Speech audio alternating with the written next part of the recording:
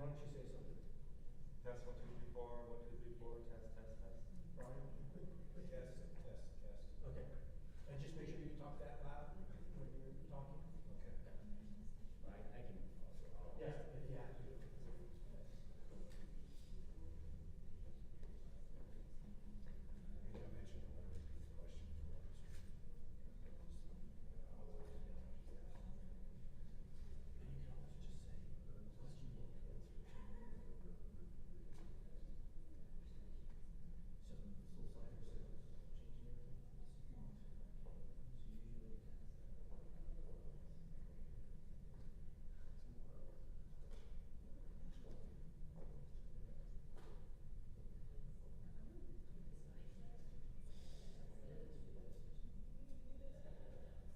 So, soul sliders, changing everything. So usually.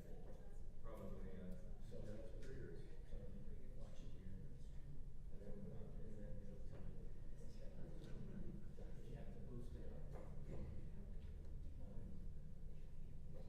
Alright, they just pulled into the parking lot, so we should be able to get going.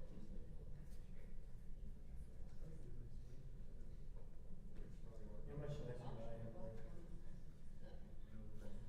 Press off and start sitting down.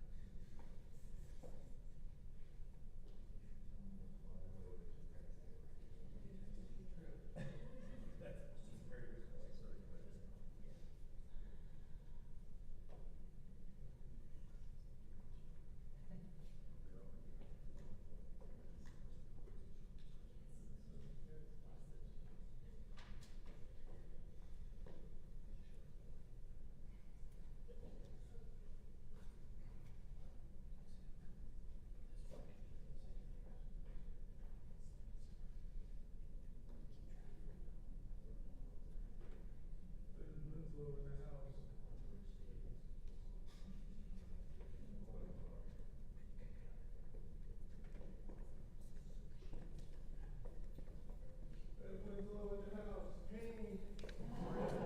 Sorry to keep you all waiting. Traffic was great. You just want to make it.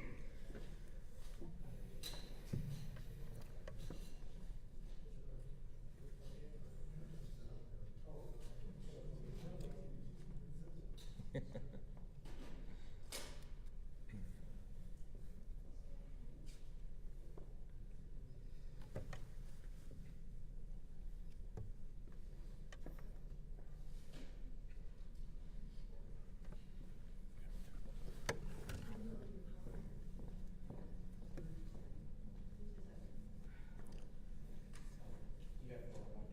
It's on. Okay, we'll go in 30 seconds. Test 1 2. We're gonna go in 30 seconds, everybody. Are you all ready to go? Okay.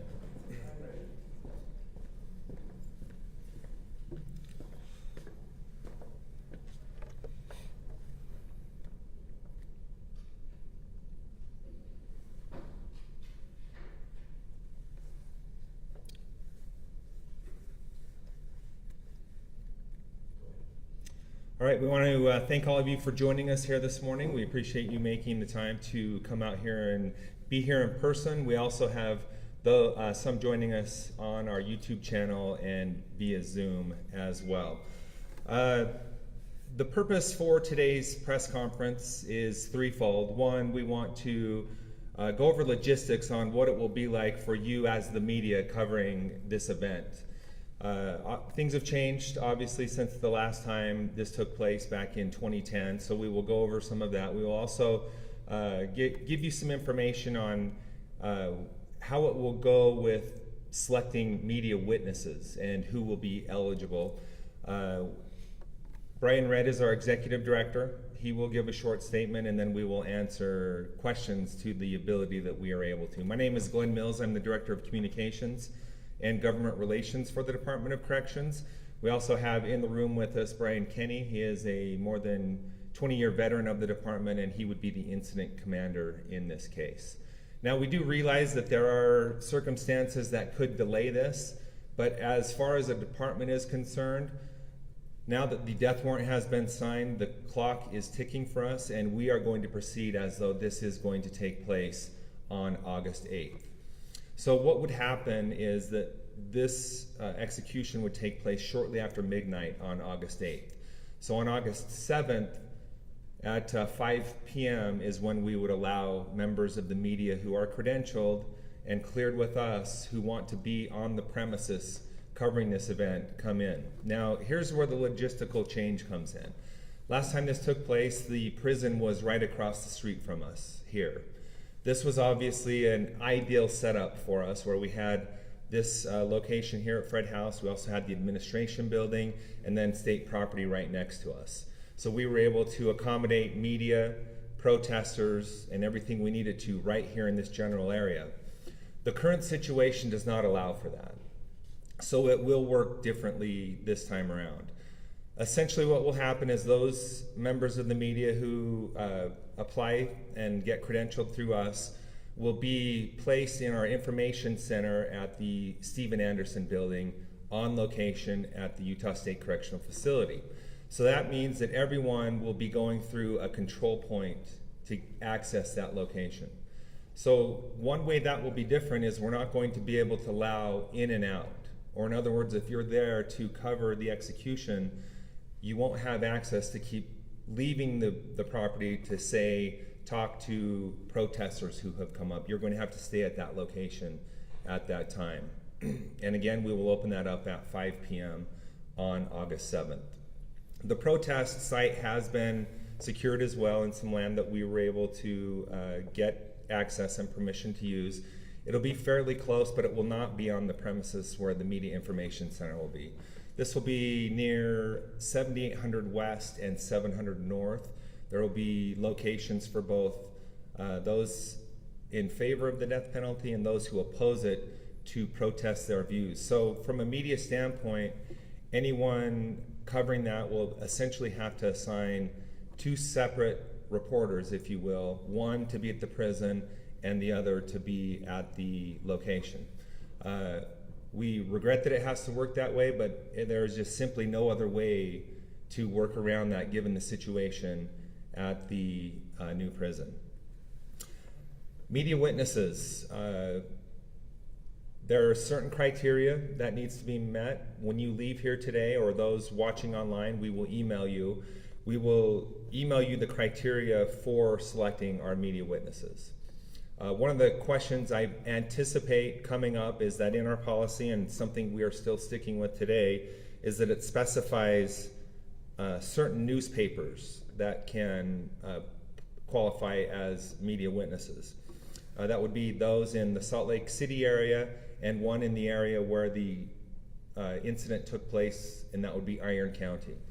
We all know, obviously, within the last 15 years, that has evolved somewhat, what a newspaper is. However, the intent to me is still very clear, and we will proceed that way. For example, I see the Salt Lake Tribune here today.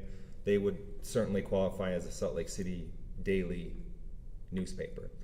Anyone else who thinks they would need to make a compelling argument, and we will take it from that point when you sign up.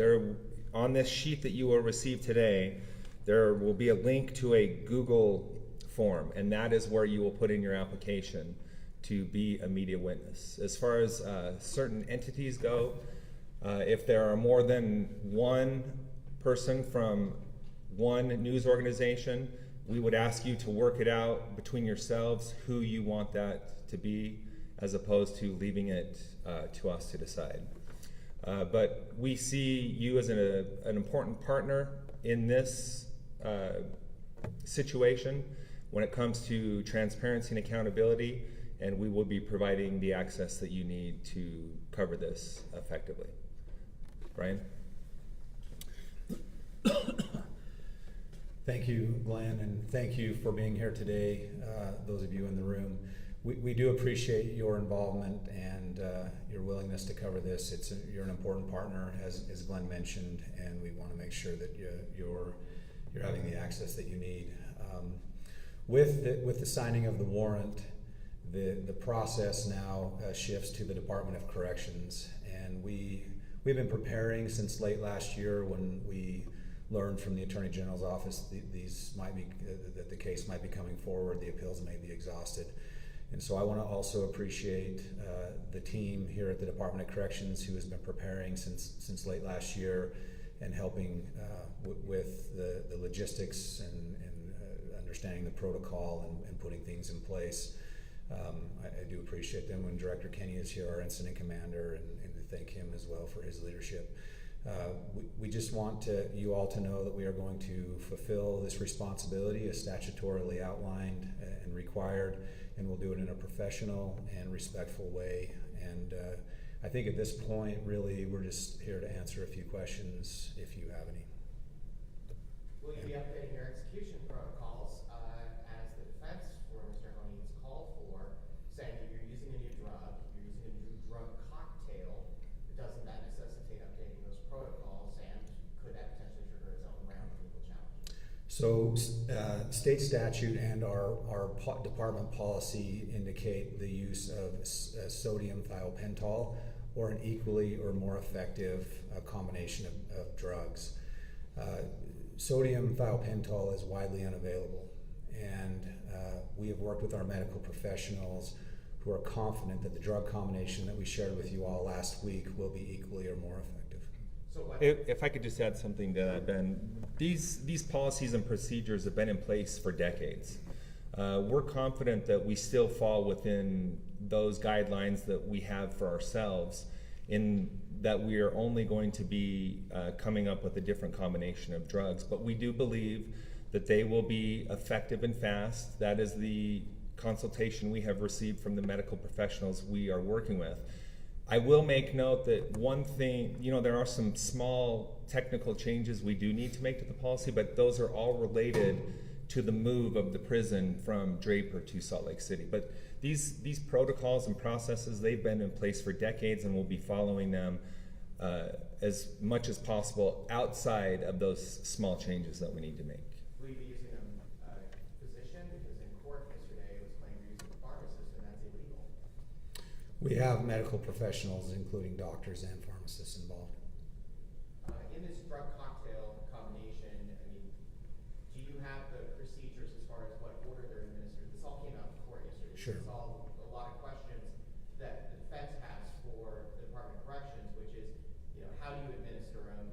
In what order? What's the dosage? All of these things. And I guess, how does this not trigger, even though you're using similarly situated, which the statute allows, how does this not trigger an updated drug protocol? So those discussions have been going on with our medical professionals. There's been countless hours of those discussions, and until the warrant was signed, we can't finalize those things. I mean, the weight of the individual may change, so all of those things will be calculated now that the warrant is signed and will be made available, and will be shared with the Attorney General's office, and then it will go from there.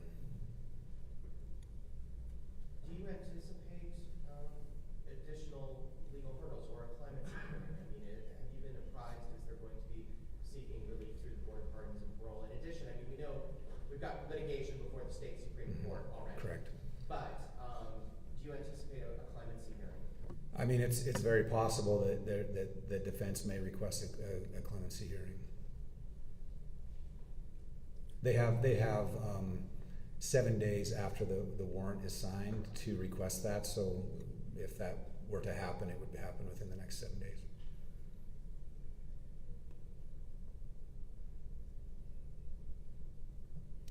Any other questions? Okay. If this does go forward, and then I guess, do you have a sense of how many people you are going to need to administer this? I mean, lethal injection is different than firing squad, and I'm assuming you're prepared for both, but do you have a sense of how many people you are going to need? And does the prison itself, I guess, go into a lockdown situation? I know, obviously, Glenn, you talked about for media access, you can't come and go. But in terms of the last execution, which I was at, the entire prison, I believe, went into lockdown. Are you expecting a similar situation this time? We anticipate something like that at some point. The wardens at both prisons will make that determination. So that's a possibility. Also, the execution will occur in the early morning hours when individuals are already locked down as it is. do you have a sense of how many people you are going to need for this? We have a large team. We have transportation. We have protest zones, media zones. We'll have the process going on inside the prison. We will have the medical professionals involved, including an IV team. IV team, is that how you say it? Mm-hmm. Yeah.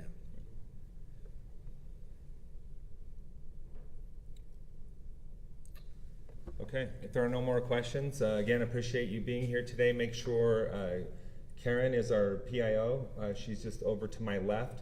She will have the documents that I was talking about with all the information you need as far as becoming a witness to this and more detail as to how the logistics will work when the event takes place.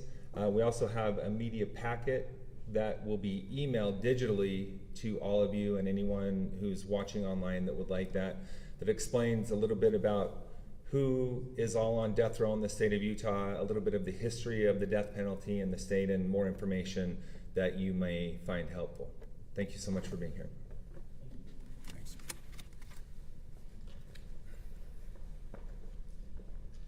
And we'll also be around if you have any follow-up questions.